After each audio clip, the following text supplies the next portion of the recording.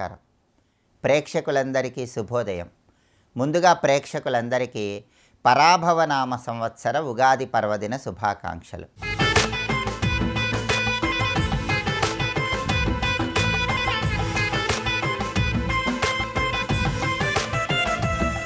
పరాభవనామ సంవత్సర ఉగాది సందర్భంగా కొన్ని ప్రత్యేకమైన విధి విధానాలు పాటిస్తే సంవత్సరం మొత్తం సమస్త శుభ ఫలితాలను సిద్ధింపజేసుకోవచ్చు.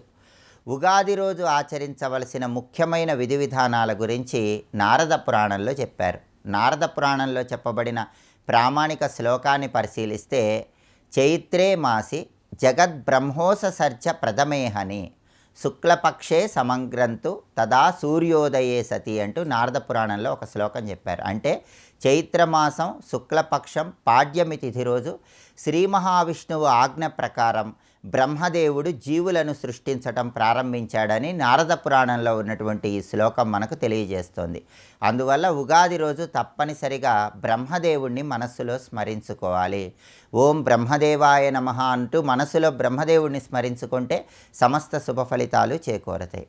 అలాగే ఉగాది రోజు ఆచరించవలసిన మొట్టమొదటి విధి విధానాన్ని పరిశీలిస్తే ధర్మశాస్త్ర గ్రంథాలు ఏం చెప్తున్నాయంటే బ్రాహ్మీ ముహూర్త ఉత్తాయ దంతధావన పూర్వకం స్నానాది విధివాక్తుర్య ధ్వర్ణాచారానుసారత అంటుంది ధర్మశాస్త్రం. అంటే ఎవరైనా సరే ఉగాది పర్వదినం రోజు తప్పనిసరిగా నిద్ర లేచిన తర్వాత అభ్యంగన స్నానాన్ని ఆచరించాలి. అంటే శరీరానికి తలకు నువ్వుల నూనె రాసుకొని తలంటు స్నానాన్ని ఆచరించాలి. అలా చేయటం ద్వారా సమస్త శుభ ఫలితాలు చేకూరతాయి.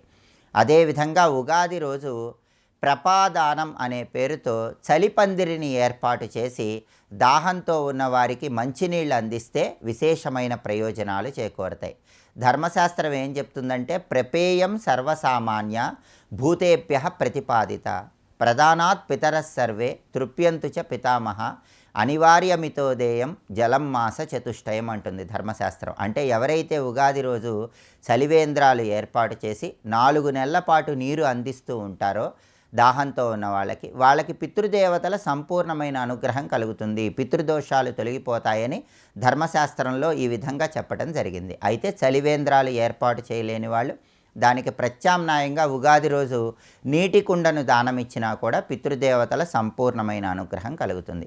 అలాగే పద్మకల్పంలో ఉగాది విశిష్టత గురించి ఏం చెప్పారంటే దక్ష ప్రజాపతికి 60 మంది కుమారులు జన్మించిన తర్వాత విష్ణువుని గురించి కఠోర తపస్సు ఆచరిస్తే విష్ణుమూర్తి అనుగ్రహం వల్ల వాళ్ళందరూ కూడా సంవత్సర అధిదేవతలుగా మారిపోయిన రోజు ఉగాది అని మనకు ధర్మశాస్త్ర గ్రంథాల్లో చెప్పారు. అంటే ప్రభవ, విభవ, శుక్ల, ప్రమోదూత ఇలా సంవత్సరాలకు వచ్చిన పేర్లన్నీ కూడా ఉగాది నుంచే ప్రారంభమైనాయని వాళ్ళందరూ దక్ష ప్రజాపతి కుమారులని పద్మకల్పంలో మనకు చెప్పడం జరిగింది.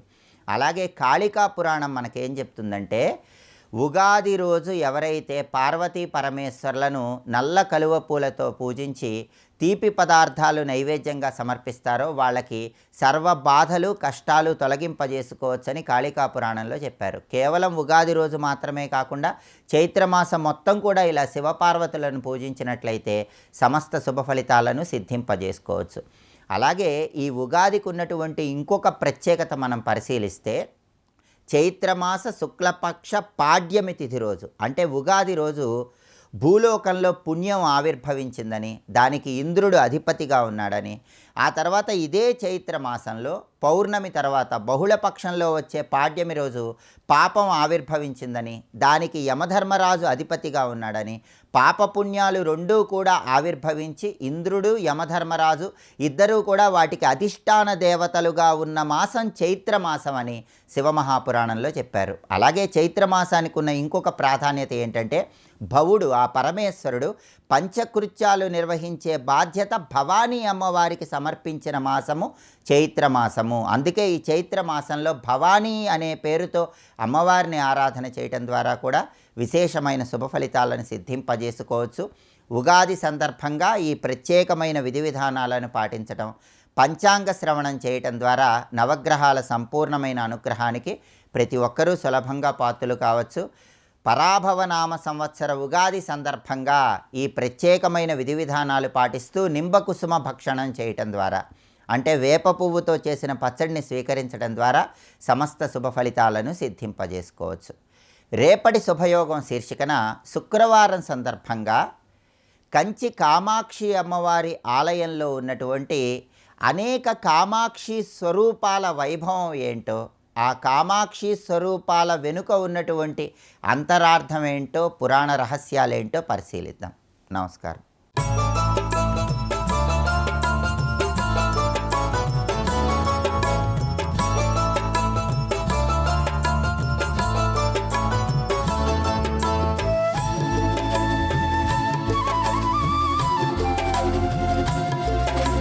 విఘ్నేశ విధిమార్తాండ చంద్రేంద్రోపేంద్రవందిత నమో గణపతే తుభ్యం బ్రహ్మణాం బ్రహ్మణస్పతే. శివాయ గురవే నమః. శ్రీమాత్రే నమః. శ్రీ విష్ణురూపాయ నమః శివాయ. ఈటీవీ ప్రేక్షకులకు పరాభవనామ సంవత్సర ఉగాది శుభాకాంక్షలు.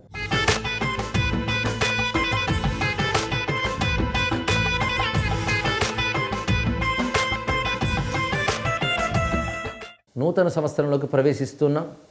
ఇది చైత్రమాస శుక్లపక్ష పాడ్యమి తిథి. ఈ సంవత్సరం పేరు పరాభవనామ సంవత్సరం. మొత్తం 60 సంవత్సరాల్లో ఇది 40వ సంవత్సరంగా చెప్పబడుతున్నది. ఇలాంటి పరాభవనామ సంవత్సరం పేరు వినగానే మనకేమనిపిస్తుందంటే, పరాభవం అనగానే 2 అర్థాలు ఉంటాయి. అసౌకర్యం, అవమానం అని 2 అర్థాలు దీనుకున్నాయి. ఆ 2 అర్థాలు స్ఫురించగానే వెంటనే ఇదేమో కీడు కలిగిస్తుందేమో అనిపిస్తాయి. కానీ మొత్తం 60 సంవత్సరాలు కూడాను కాలపురుషుని యొక్క నామాలు అని మనం తెలుసుకున్నట్లయితే దీన్ని మనం భయపడవలసిన అవసరం లేదు. ఇవి మంగళకరమైన భావనతోనే చూడాలి. ఎందుకంటే కాలం ప్రతిదీ కూడా పవిత్రమైనదే, మహిమాన్వితమైనదే, మంగళస్వరూపమైనదే. సంవత్సర నామం కూడా ఒక దివ్య భావనతో మనం స్వీకరించాలి. ఇక్కడ పరాభవం అంటే దేనికి పరాభవం అని కూడా ఆలోచించినట్లయితే, ఏ అమంగళాలు ఉన్నాయో, ఏ భయాలున్నాయో, ఏ బాధలున్నాయో వాటికి పరాభవం అనుకోవాలి. ఇక్కడ అంటే అవి తొలగిపోవాలి, అవి తొలగిపోతాయి అనే భావనతో మనం నూతన సంవత్సరాన్ని స్వాగతించాలి, సద్భావంతో స్వాగతించాలి. భయపడవలసిన అవసరం లేదు. అయితే ఈ సంవత్సరం యొక్క విశేషాలు చాలా చెప్తూ ఉంటారు మనకి పంచాంగకర్తలు మొదలైన వారు. ఈ పంచాంగాలు అనేక విధాలుగా బోధిస్తుంటారు. ఇవి గమనించినట్లయితే ఒక విషయం కనబడుతుంది, మిశ్ర ఫలితాలు కనబడుతుంటాయి. మిశ్ర ఫలితాలంటే మంచిగా తోచేవి, చెడ్డగా అనిపించేవి, ఈ 2 రకాల ఫలితాలు చెప్తుంటారు. ఈ సంవత్సరం యొక్క ప్రత్యేకతని చెప్తూ ఈ సంవత్సరానికి రాజు ఎవరు, అదేవిధంగా మంత్రి ఎవరు, ఇలాంటివి చెప్తున్నప్పుడు గురువారం ప్రారంభమైంది గనక రాజు గురువు అవుతాడు. గురువు అంటే బృహస్పతి. గురుగ్రహం కూడా శుభగ్రహమే. కాబట్టి విద్య, బుద్ధులు, జ్ఞానము ఇవన్నీ కలగజేసే అవకాశం బృహస్పతి అనుగ్రహం వల్ల ఉంటుంది కనుక తప్పకుండా అలాంటి జ్ఞాన సంబంధమైన సత్కర్మలకి ఒక ప్రచోదనం ఈ సంవత్సరంలో లభిస్తుంది అని తెలుసుకోవాలి. అలాగే మంత్రి కుజుడు అవడం వల్ల మరికొన్ని విశేషాలు చెప్తూ ఉన్నారు ఇక్కడ. అవి ధాన్యము మొదలైన వారికి మంచి ధరలు పెరుగుతాయని, అదేవిధంగా కొన్ని రకాల పీడలు ఉన్నప్పటికీ వర్షము మధ్యమంగా ఉంటుందని చెప్తారు. అలాగే సేనాధిపతి చంద్రుడు అని చెప్తున్నారు కనుక ఆహార ధాన్యాలు మొదలైనటువంటివి మంచి ధరలతో లభిస్తాయి. అలాగే మంచి వర్షాలు ఉంటాయని చెప్తున్నారు. అంటే ఒక ఫలితంలో వర్షాలు మధ్యమంగా ఉంటాయని చెప్తూ మరొకరి ఆధిపత్యంలో వర్షాలు సమృద్ధిగా ఉంటున్నాయని చెప్తున్నారు. దీన్ని బట్టి మిశ్ర ఫలితం స్పష్టమవుతుంది కదా.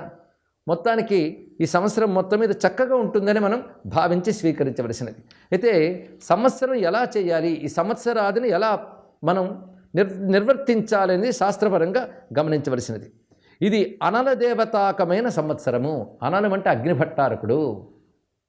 ఇది అనల అనే మాట అగ్ని గురించి చెప్పే పేరు. అగ్ని అనగానే మనం తెలుసుకోవాల్సింది, మన వేద సంస్కృతి అగ్ని సంబంధమైన మంత్రంతోనే ప్రారంభమవుతుంది. ఋగ్వేదంలో మొదటి మంత్రం అగ్నిమీళే పురోహితంలో అగ్ని శబ్దమే చెప్పబడుతున్నది. అగ్ని అంటే అగ్రే నియతీతి అగ్ని అన్నారు ఇక్కడ. అంటే ముందుండి నడిపేవాడు, గొప్ప నాయకుడు అని చెప్పడం. ఇది కూడా పరమేశ్వరుని యొక్క స్వరూపమే.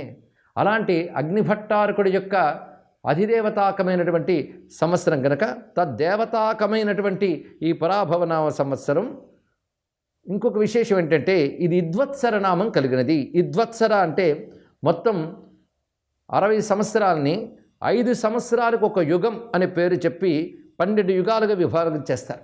ఆ విభాగంలో పరాభవనామ సంవత్సరం 8వ యుగం కిందకు వస్తుంది. ఐదవది కనుక ఐదవ దాన్ని ఇద్వత్సరం అంటారు. 8వ యుగంలో ఐదవది కనుక ఇద్వత్సరం అనే పేరు కూడా దీనికి ఉన్నది. ఈ సంవత్సరంలో రజత దానం చేస్తే విశేష ఫలం లభిస్తుంది అని కూడా చెప్తున్నారు. మన యొక్క సంస్కృతిలో కొన్ని చోట్ల బార్హస్పత్యమానం, కొన్ని చోట్ల చాంద్రమానం, కొన్ని చోట్ల సౌరమానం కనబడుతుంది. సౌర చంద్రమానాల ప్రకారంగా పరాభవనామ సంవత్సరం అయినప్పటికీ కూడా బార్హస్పత్యమానం, అది వింధ్యకి ఉత్తరం వైపు ఉంటుంది ఈ మానం. ఇది కాశీ మొదలైన ప్రాంతాల్లో చెప్పబడుతుంది. దాని కాళయుక్తి నామ సంవత్సరం అంటారు అక్కడ లెక్కల ప్రకారంగా. మొత్తానికి పరాభవనామ సంవత్సరంకి కేతు అధిపతిగా ఉన్నాడు కనుక తీర్థయాత్రలు చేయడం, గంగాది పుణ్యనదుల్లో స్నానం చేయడం, అలాగే దైవికమైన కార్యక్రమాల్లో పాల్గొనడం, ధర్మము మోక్షము మొదలైన జ్ఞానం పట్ల ప్రచారం జరగడం జరుగుతుంది. మోక్ష మార్గానికి సంబంధించిన అన్వేషణకి ఈ సంవత్సరం చాలా అనుకూలం అని కూడా చెప్తున్నారు. ఇది సద్భావంతో మనం స్వీకరించవలసినదే. అదేవిధంగా భూమికి చాలా క్షేమంగా ఉంటుందని, దేశంలో దాన ధర్మాలు మొదలైనవి పెరుగుతాయని వర్ష లగ్నం అనే దాని ప్రకారంగా లెక్క కట్టి చెప్తున్నారు జ్యోతిష్ శాస్త్రవేత్తలు. మొత్తానికి చక్కని పాలన మొదలైనవి కూడా లభిస్తాయి. అక్కడక్కడ కలహాదులు సూచించినప్పటికీ కూడా సమగ్ర ఫలితంలో మాత్రం క్షేమమే కనబడుతున్నది. ఈ రోజున చేయవలసిన కృత్యముల్లో ముందుగా బ్రాహ్మీ ముహూర్తంలో నిద్రలేచి మంగళ స్నానం ఆచరించి, అంటే అభ్యంగ స్నానం చేయాలి, అది అత్యంత ముఖ్యమైన కృత్యం. అలాగే ఇళ్లలో ధ్వజారోపణం చేయడం, నింబకుసుమ భక్షణం అంటే వేపపూత, బెల్లము, మామిడి వీటిని కలిపి స్వీకరించడం, ఇది చాలా ముఖ్యమైనటువంటి చెప్తారు. దీన్ని మనం ఉగాది పచ్చడి అని వ్యవహరిస్తాం. కానీ ఇది పొద్దున పూట మనం గణపతిని ఇష్టదేవతను ఆరాధన చేసి దైవజ్ఞుల ద్వారా పంచాంగ శ్రవణం చేసి ఈ ఉగాది పచ్చడి అనేది వ్యవహరిస్తున్నామో దాన్ని భగవంతుడికి నివేదించి తీసుకోవాలి. దీన్ని ఉగాది ప్రసాదము అని భావన చేసి స్వీకరించడం మంచిది కనుక ఇంకా పచ్చడి అనే పదం బదులుగా ప్రసాదం అనే మాట చెప్పాలి. పైగా ఇప్పుడు లెక్కబట్టి చూస్తే మనకు నడుస్తున్నది వైవస్వత మన్వంతరంలో 28వ మహాయుగం నాటి కలియుగంలో మనం ఉన్నాం. అందుకే సంకల్పం చెప్పేటప్పుడు కూడా మనం వైవస్వత మన్వంతరే అని చెప్తూ కలియుగే ప్రథమ పాదే అంటూ ఉంటాం. కానీ అష్టావింశతితమే కలియుగే అని చెప్పుకోవడం చాలా మంచిది. 7వ మన్వంతరంలో వచ్చినటువంటి 28వ మహాయుగం ఇది. ఆ మహాయుగంలో మనం చేసుకుంటున్నది మర్చిపోవద్దు. అందుకే అష్టావింశతమే కలియుగే అని చెప్పడం భారతదేశంలో అన్ని ప్రాంతాల్లో ఉంటుంది, ఒక తెలుగువారు మాత్రం చెప్పరు. అందుకే అష్టావింశతితమే అనేది మరువరాదు. అంటే 28వ మహాయుగం నాటి కలియుగంలో మనం ఉన్నాము. ఇది చెప్పుకునే సంకల్పాల్లో వ్యవహరించక గడబడుతుంది. ఇది పంచాంగ శ్రవణంలో చెప్పుకోవాల్సిన ముఖ్యమైన అంశం. ఈ పంచాంగ శ్రవణం అనేది కూడా చాలా పవిత్రమైన కార్యం ఈ రోజున. ఎందుకంటే పంచాంగములను అనగా తిథివార నక్షత్ర యోగ కరణములను శ్రవణం చేయడం, సంవత్సరం యొక్క స్వరూపాన్ని జ్యోతిషాస్త్రపరంగా గ్రహించడం, ఇది కూడా సంవత్సర అధిదేవతల దేవతల యొక్క అనుగ్రహం పొందడానికి పనికొస్తుంది. అటువంటి భవ్యమైనటువంటి ఈ పరాభవనామ సంవత్సరం భారతదేశానికి, సనాతన ధర్మానికి, ప్రపంచ క్షేమానికి కూడా వృద్ధి కలిగించాలని కోరుకుంటూ మరొక్కసారి అందరికీ కూడా పరాభవనామ సంవత్సరం ఉగాది శుభాకాంక్షలు తెలియజేస్తూ స్వస్తి.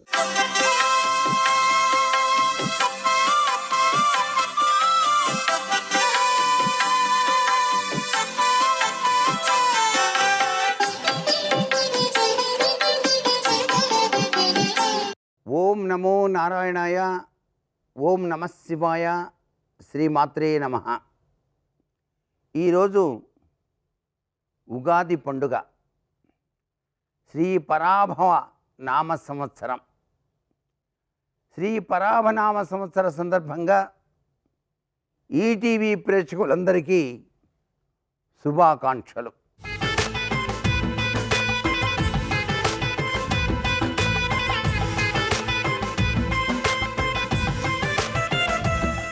పరాభవ అనేటువంటి నామ సంవత్సరం అద్వితీయమైనటువంటి వరాల్ని ప్రసాదించడానికి, అందరూ ఆనందంగా జీవితాన్ని గడపడానికి పాటించవలసిన నియమాల్లో మొట్టమొదటి నియమం ప్రతి గృహ ధ్వజారోహణం.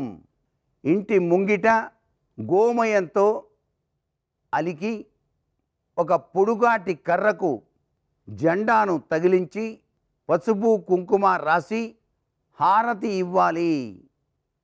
ఇలా గనక ఎవరైతే చేస్తారో వారికి ఉగాది పురుషుడు సర్వవిధములైనటువంటి దేవతానుగ్రహాన్ని ప్రసాదిస్తాడు అని చెప్పేసి శాస్త్రం.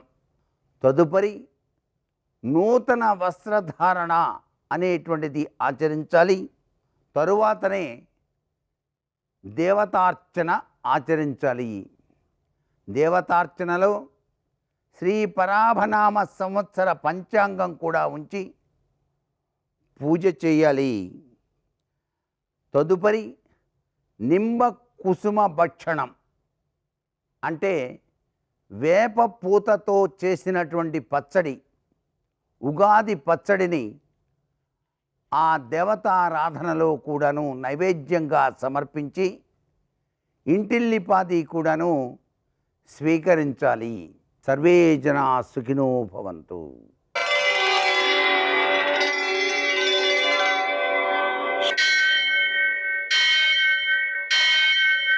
सहस्रशीर्षं देवं विश्वाक्षं विश्वशम्भुवं विश्वं नारायणं देवमक्षरं परमं पदं विश्वतः परमां नित्यं विश्वं नारायणगुं हरिं विश्वमेवेदं पुरुषस्तद्विश्वमुपजीवति पतिं विश्वस्यात्मेश्वरगुं शाश्वतगुं शिवमच्युतं नारायणं महाज्ञेयं विश्वात्मानं परायणम् सूर्यशौर्यमथेन्दुरिन्द्रपदवी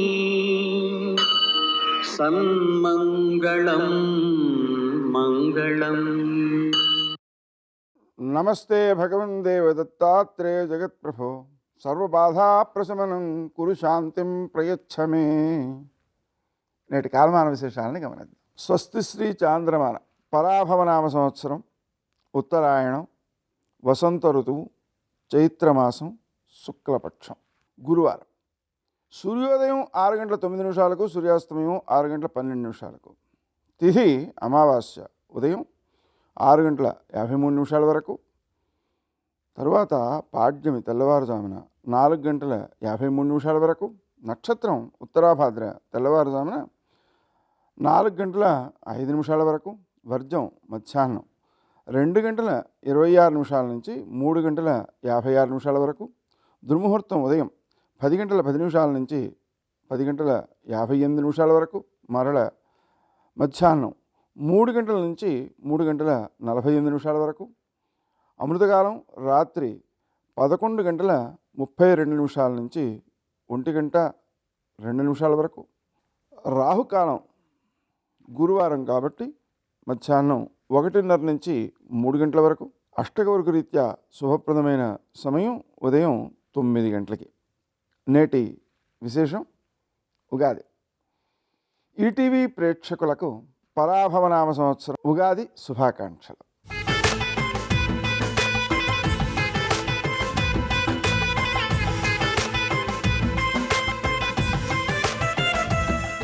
ఉగాది సందర్భంగా సూర్యోదయానికి ముందే తలంటు పోసుకోవాలి. తరువాత నూతన వస్త్రధారణం ఈరోజు చేయాలి. అదేవిధంగా పంచాంగానికి సరస్వతి, గణపతి, దైవజ్ఞుడు, నవగ్రహాలు మొదలైనటువంటి వారందరినీ పూజించాలి. పంచాంగ శ్రవణం చేయాలి. అలాగే ప్రపాదానం ఈరోజు ప్రారంభిస్తారు. అంటే మనం మంచినీళ్ళు ఇవ్వడం అన్నమాట. ఇవి చాలా చాలా శ్రేష్టమైనది. అదేవిధంగా ఈరోజు చేయాల్సినటువంటి కార్యక్రమాలలో పంచాంగ శ్రవణం చేయాలి. అంటే పంచాంగంలో మనకు ఈ సంవత్సర కాలంలో ఏం చెప్పారు అనేది తెలుసుకోవాలి. ఈ తెలుసుకోవడంతో పాటుగా దాంట్లో నివారణ చర్యలు కూడా ఉంటాయి. తద్వారా ఆ నివారణ చర్యలను ఆచరణలో పెట్టాలి. అంతేకాకుండా ఈ రోజున సాముదాయికంగా సర్వాపన్నివారక శాంతి అనేటువంటిది చేయాలి. ఆ హోమం చేయడం ద్వారా దేశానికి ఉపద్రవాలు నివారించబడతాయి. సర్వోపద్రవ శాంతి అంటారు దాన్ని. మరో విశేషం ఏంటంటే ఈరోజు మనం ఎంత సమయాన్ని ఆనందంగా గడపగలుగుతామో అంత సమయం సంవత్సరంలో ఆనందంగా ఉండగలుగుతాం. అలాగనే రాజదర్శనం అని ప్రత్యేకించి చెప్పారు. అంటే అర్థం ఏమిటి? మనం పైన ఏ అధికారులు అయితే ఉన్నారో వాళ్ళని ఒకసారి దర్శించి నమస్కరించుకొని రావడం అన్నమాట. ఆ విధంగా చేయడం ద్వారా కూడా విశేషమైన ఫలితాలు బాగుంటాయి. ఈ పంచాంగ శ్రవణం అయిన తర్వాత మనం ఏం చేస్తామంటే షడ్రుచులతో కూడి ఉన్నటువంటి ఉగాది పచ్చడి తింటాము అని అనుకుంటూ ఉంటారు. లోకంలో వాడుక ఉంది అది. దాంట్లో వాడాల్సినటువంటి పదార్థాలు ఏమిటి అంటే వేప పువ్వు లేదా వేప చివుళ్ళు, 2 విషయాలు కూడా చెప్పబడ్డాయి శాస్త్రంలో. అలాగని మామూలుగా కొత్త చింతపండుని, కొత్త మామిడికాయ ముక్కలని, అలాగే అరటిపళ్ళని, బెల్లం, కొత్త బెల్లం, ఇవన్నీ కూడా వేస్తారు. నెయ్యి వేయాలి ప్రధానంగా. వీటితో నైవేద్యం చేయాలన్నమాట. నైవేద్యం చేసి ప్రసాదంగా తీసుకోవాలి. ఈరోజు మరో విశేషం, వసంత నవరాత్రి ప్రారంభం. ఈ రోజు నుంచి ప్రారంభించి రామాయణ పారాయణ చేస్తూ, రామునికి 3 వేళలా పూజ చేస్తూ, శ్రీరామనవమితో దాన్ని పూర్తి చేస్తారు. దశమి నాడు పట్టాభిషేకం చేస్తారు. నేటి ఆణిముత్యాలు.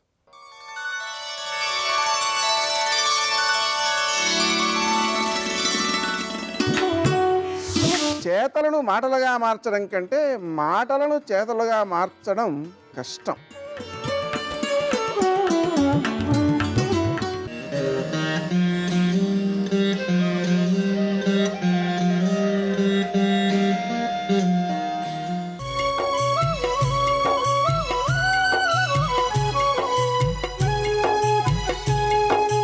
చిలుకూరు బాలాజీ ఆలయ ముఖద్వారం దాదాపు 20 అడుగుల ఎత్తున సప్తవర్ణ శోభితంగా ఉంటుంది. ముఖద్వారాన్ని దాటుకొని ఆలయ ప్రాంగణంలోకి అడుగుపెట్టిన భక్తులకు ధ్వజస్తంభం కనిపిస్తోంది. ధ్వజస్తంభం దగ్గర ఆంజనేయ స్వామి గుడి ఉంటుంది. ఆ గుడిలో ఉన్న భక్తాంజనేయుడు ఈ ఆలయానికి వచ్చే భక్తుల భయాలను పూర్తిగా పోగొడతాడని విశ్వాసం.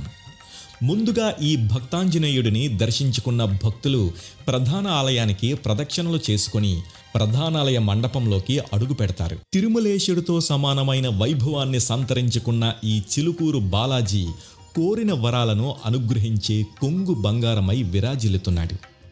ముఖ్యంగా ఈయన్ను వీసాల స్వామి అని పిలుచుకుంటారు భక్తులు.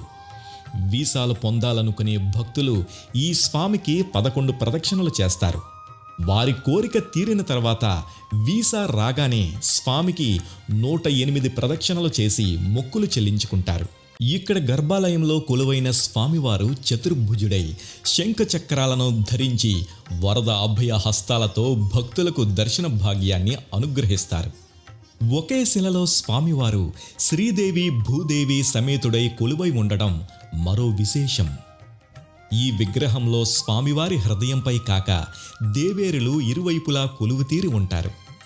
ఇక్కడ అమ్మవారిని రాజ్యలక్ష్మీదేవిగా కొలుస్తారు. 1963లో రాజ్యలక్ష్మి అమ్మవారిని ప్రతిష్ఠించారు.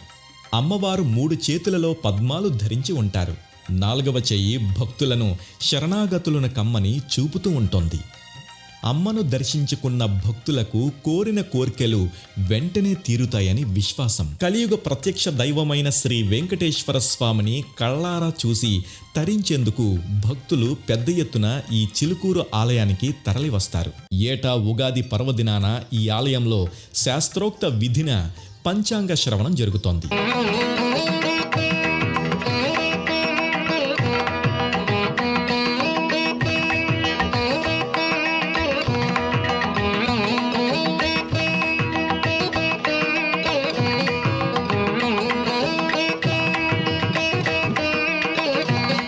యుగమంతా కూడా మొట్టమొదట ఎప్పుడు ప్రారంభమైందో అది యుగాది. ఒక సంవత్సరాన్ని ప్రమాణంగా చేసుకుంటే అది ఉగాది.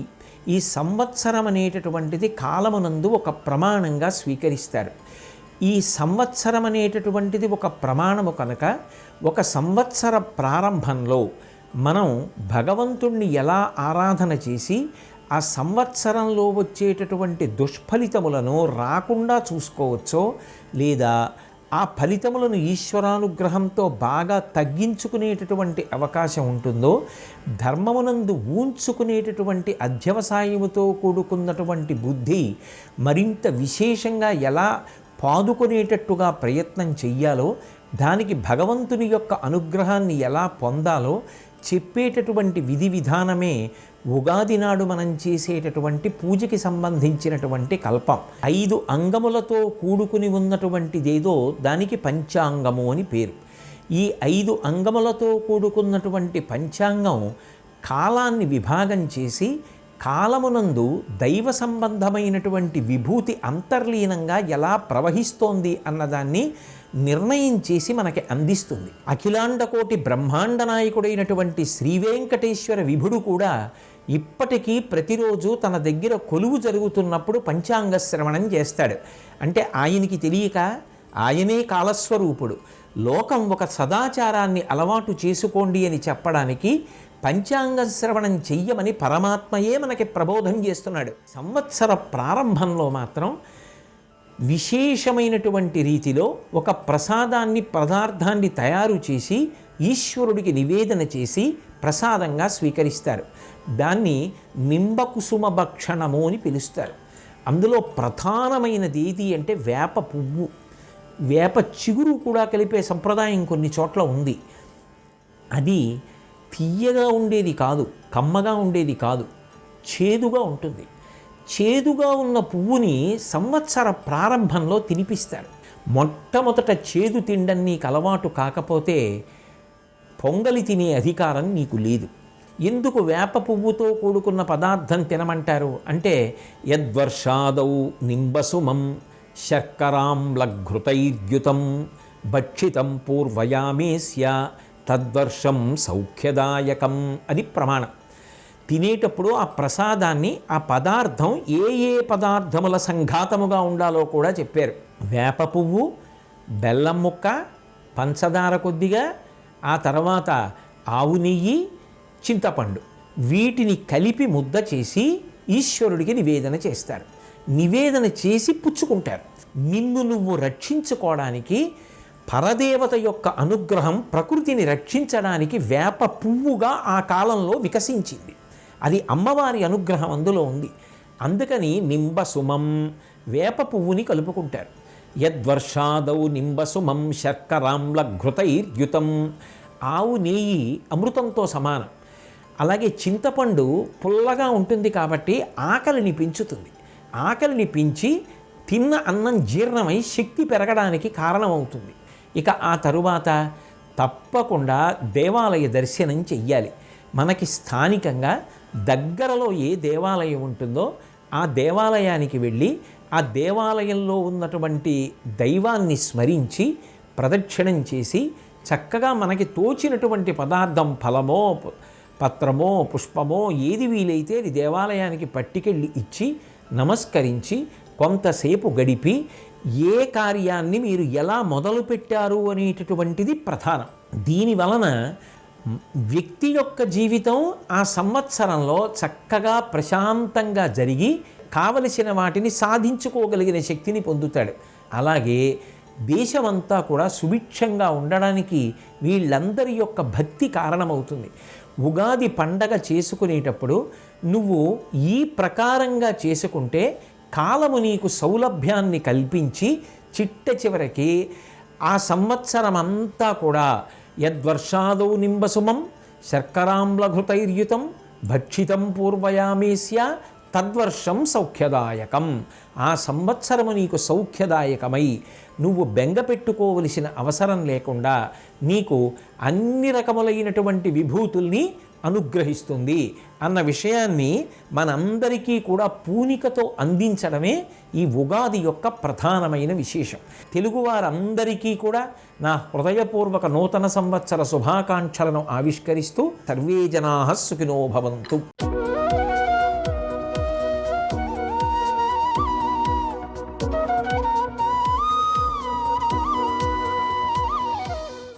అందరి దేవతలకు పండుగలు ఉన్నట్లుగానే కాలానికి సంబంధించిన ఒక పండుగ ఉంది.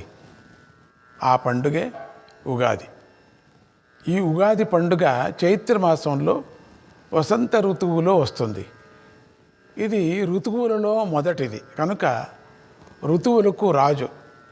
అందుకే శ్రీకృష్ణ పరమాత్మ ఋతూనాం కుసుమాకరః అందులో ఋతువులలో వసంత ఋతువును నేనే అన్నాడు. దాంట్లో నేనే ముఖ్యమైనది అన్నాడు.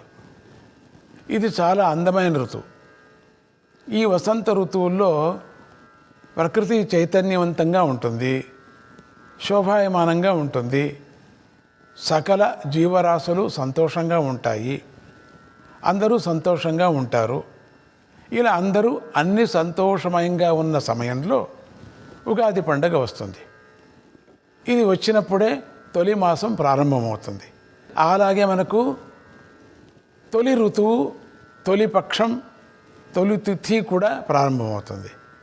ఇంత విశేషం గల ఈ ఉగాది రోజునే బ్రహ్మదేవుడు కాలగణనను ప్రారంభించాడు. కనుక ఇది సృష్టి ప్రారంభం కావటానికి తొలి రోజుగా చెప్పబడింది. అంచేత ఈ తొలి రోజు ఉగాది పండుగ ప్రసిద్ధి చెందింది. మన పండుగలన్నిటికీ తొలి పండుగ అయింది. నిజానికి ఈ ఉగాది పండుగను కాలపురుషుడైన భగవంతుడు మనలను అనుగ్రహించటం కోసమే అవతరింపజేశాడు. ఎందుకు అంటే గత సంవత్సరంలో చేసిన తప్పులు తిద్దుకోవటానికి, మంచి దారిలో నడవటానికి ఈ ఉగాదిని మనకు పంచాంగమనే ఒక వరం ద్వారా అనుగ్రహించాడు. పంచాంగంలో కాలపురుషుడైన భగవంతుడు ప్రజలందరికీ తగినట్లుగా ఫలాఫలాను రాసి అనుగ్రహించాడు. కనుక వాటిని తెలుసుకోవటం వల్ల మనకు కాలం యొక్క తీరు తెన్నెలు తెలుస్తాయి. అంటే ఏ సమయంలో ఏ పనులు చేయాలి, ఏ పనులు చేయకూడదు అనే విషయాలు తెలుస్తాయి, శుభాశుభాలు తెలుస్తాయి. ఇలా పంచాంగం చెప్పిన ప్రకారం నియమాలను ఆచరించిన వాడికి కాలం విలువ తెలుస్తుంది. ఇక ఆ ధర్మాత్ముడికి ఎదురు ఉండదు కదా, అతడి యొక్క జీవితం సుఖంగా సాగుతుంది. ఇతడికి ధనానికి సంబంధించిన ఆదాయ వ్యయాల గురించి తెలుస్తుంది. సమస్థితి అలవడి అతడు ధైర్యంగా జీవిస్తాడు. జీవన పయనంలో ఎదురయ్యే ఆటుపోటులను, ఒడిదుడుకులను సమర్థవంతంగా ఎదుర్కొంటాడు. కాలం మీద ఒక గమనిక ఉంటే మనిషి ఒక పద్ధతిగా నడుచుకుంటాడు. కార్యదక్షుడై తన ప్రణాళికలోని లక్ష్యాలను సాధిస్తాడు. ఇంకా ఎన్నో ప్రయోజనాలను పొందుతాడు. ఇక కాలం మీద గమనిక లేని వాడికి కాలం విలువే తెలీదు. అతడు ఎంత చక్కని ప్రణాళికను రూపొందించుకున్నా దానిని సాధించలేడు. అంటే ప్రయోజనం లేనివాడవుతాడు. కనుక ఉగాది పండుగ కాల నియమావళిని తెలిపే పండుగ అని ప్రతి ఒక్కరూ తెలుసుకొని నియమాలను ఆచరించి అలా ఆచరించిన వాడు భగవంతుణ్ణి పూజించిన వాడు అవుతాడు. ప్రతి మనిషికి తన పనులు నెరవేరాలనే ఆశ ఉంటుంది, తన ఆశయాలు ఫలించాలనే కోరిక ఉంటుంది. వ్యాపారస్తులు ఈ సంవత్సరం అంతా లాభదాయకంగా ఉండాలని కోరుకుంటూ ఉంటారు కదా.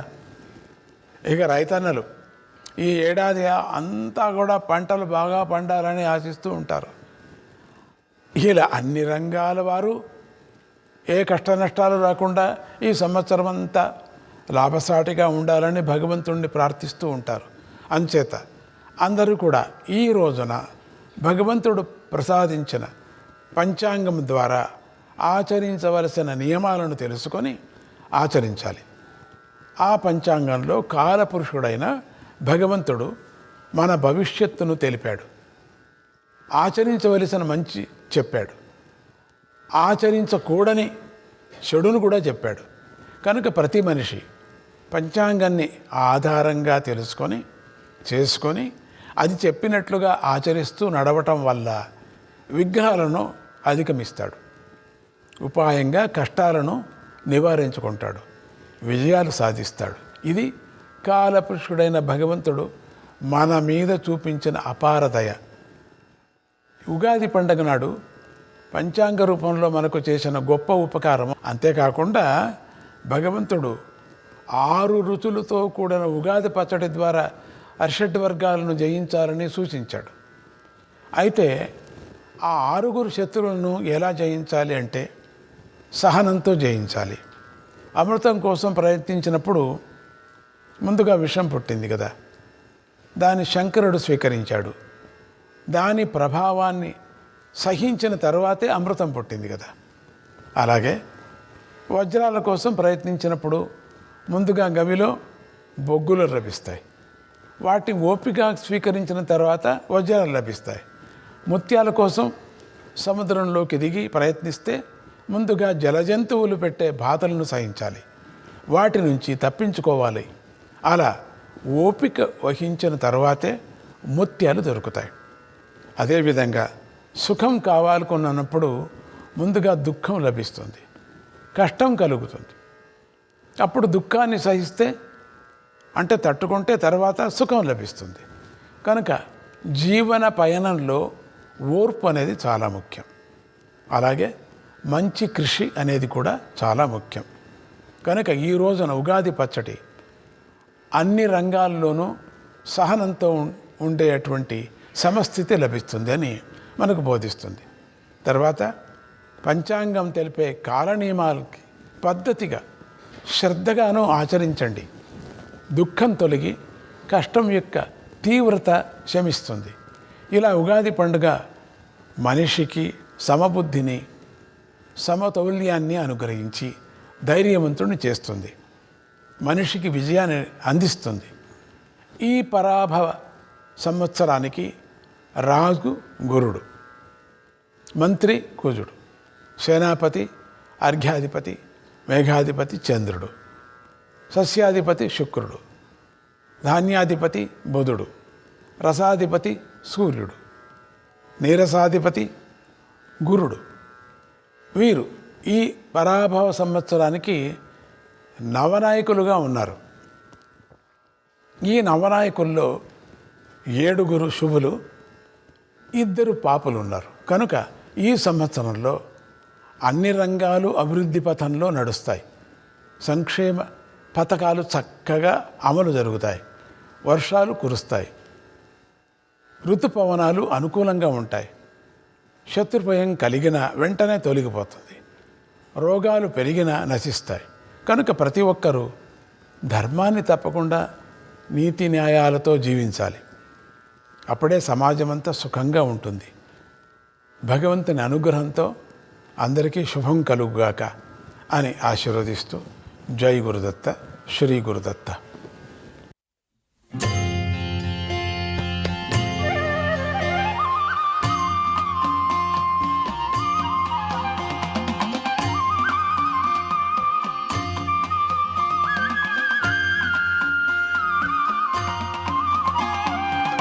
వెంకటరమణ సంకటహరణ కింకరపాల గోవింద. వెంకటరమణ సంకటహరణ కింకరపాల గోవింద.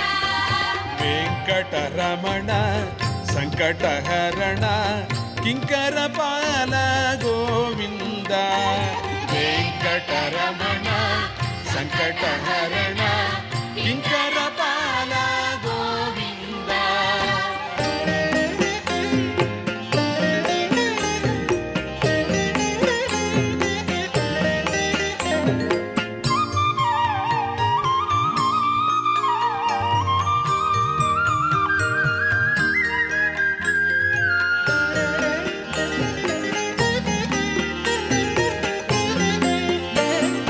పరమ పావన పంకజనగన పద్మావతి ప్రియ గోవింద. పరమ పావన పంకజనగన పద్మావతి ప్రియ గోవింద. వెంకటరమణ సంకటహరణ కింకరపాల గోవింద. వెంకటరమణ సంకటహరణ కింకరపాల గోవింద.